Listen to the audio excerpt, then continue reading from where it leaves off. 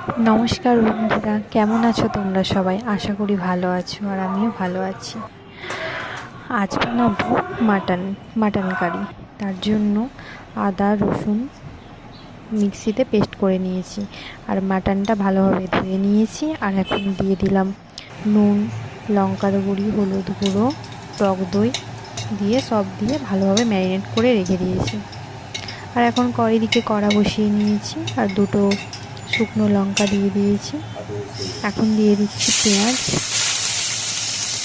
পেঁয়াজটা ভালোভাবে ভেজে নেব। অনেক দিন হয়ে গেছে আমি রান্নার ভিডিও দিতে পারিনি।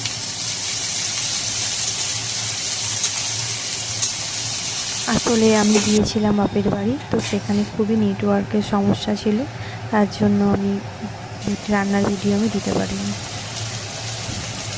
আর দেখো এখন দিয়ে দিলাম, পেঁয়াজগুলো কোনো ভাজা হয়ে গেছে, তাই আদা রসুনের পেস্টটা দিয়ে দিচ্ছি। ভালোভাবে এখন কষে নেব।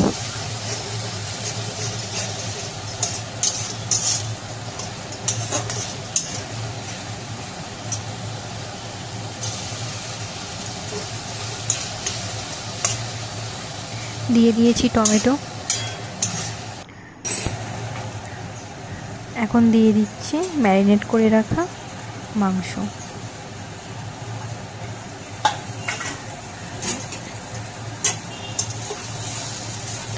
ভালোভাবে এইভাবে কষতে থাকবো মাটনটাকে। আর মাটন রান্না করতে খুবই দেরি হয়। মাটনটা এখন ভালোভাবে কষে নেব।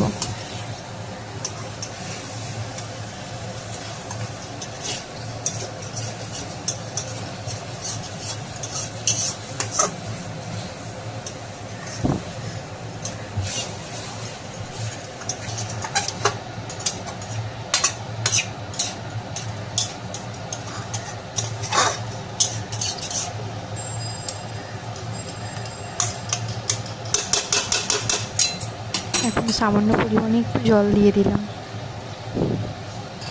যাতে তলাইতে বসে না যায়।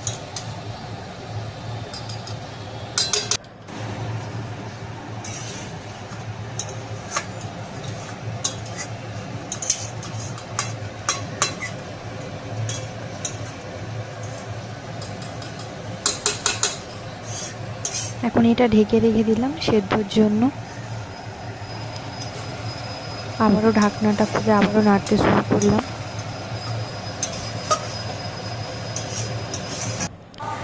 যেহেতু জলটা মরে গেছে আর দেখো কষা কষা হয়ে গেছে, এখন দিয়ে দিয়েছি ধনেপাতা। আবার ভালোভাবে নেড়ে নেব, তাহলেই রেডি আমাদের মাটন কারি। দেখো মাটন কারি আমাদের রেডি হয়ে গেছে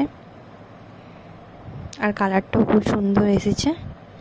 আজকের আমার মাটন কারি রান্নার ভিডিওটা যদি তোমাদের ভালো লেগে থাকে অবশ্যই লাইক, কমেন্ট আর আমার চ্যানেলটা সাবস্ক্রাইব করে দিও। পাশে থেকো। আজকে এই পর্যন্তই, টাটা।